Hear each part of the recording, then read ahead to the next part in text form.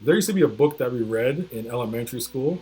It used to be called The Lord of the Flies. I don't know if kids really read that anymore, but when I was in elementary school, I just wasn't into reading. But I ended up getting the movie of The Lord of the Flies. So when the movie starts, basically what happens is that you have a bunch of boys that are part of the cadets, and they are either, I think they're flying from one country back to the United States, and the portion of flying, the plane crashes in the middle of nowhere, and all these little boys land on an island along with one of the cadet leaders. But the cadet leader, he's an adult, and he eventually sustains an injury, and he's not really functioning throughout the whole movie.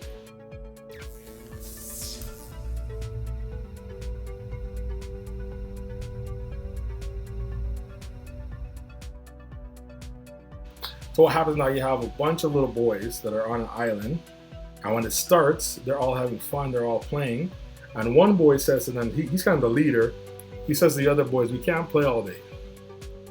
We have to think about our future. We can't live on this island forever because it's just all little boys, and we're not gonna live beyond another generation if we don't get off of this island. So he directs the little boys to build a fire on the mountain, to burn wood, so that when a plane or a boat passes by, they'll see this burning wood. There's a secondary figure, and he's also a leader, but he's saying that we're not gonna get saved. So why think about the future? Let's just have fun. One leader saying that let's think about the future and let's put things in place so we can have a future. Another one saying that we're not gonna have a future, let's have fun. So when you look at the two little boys, the one that is talking about order, he seems so stern, he seems a little bit uptight. The one that's talking about having fun, he seems so laid back and he seems so kind. And he seems to really want to have fun with the other boys. But by the time you get to the end of the story, there's a process that goes through. But by the time you get to the end of the story, the boy that wants to have fun, he basically wants to have control over all the boys, and he wants to kill anybody who disagrees with him.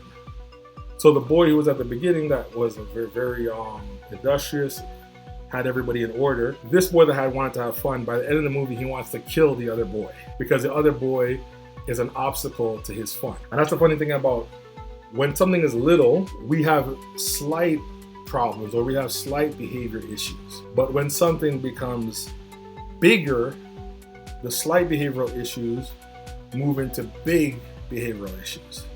And the same way the other way around too. A person who has order in the small things in their life, when God blesses them with larger things in their life, they're going to have order in the larger things in their life. But the thing about it is that it's not a matter of having large things or small things. It's a matter of having a good heart and having order in your heart and being honest. If you're honest with small things, when you inherit bigger things, you're going to be honest.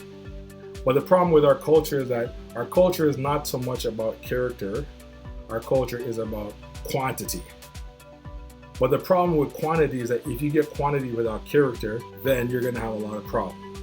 So back to the story talking about the two young boys, when they were small, you could see parts of their character. But when power was given to the boy that wanted to have fun, it wasn't really fun that he wanted to have. He wanted to have control over the other boys.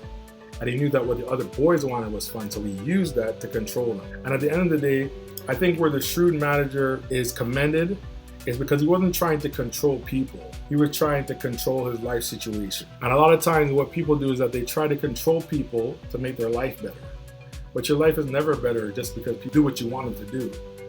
Your life becomes better when you can imagine your future and take the steps toward taking control of your own life. So this parable that we read today, it's a powerful parable. And I think the main thing it's trying to teach us is that we need to prepare for our future and be shrewd enough to put some energy into working with God to have a good future in this world and in the world to come.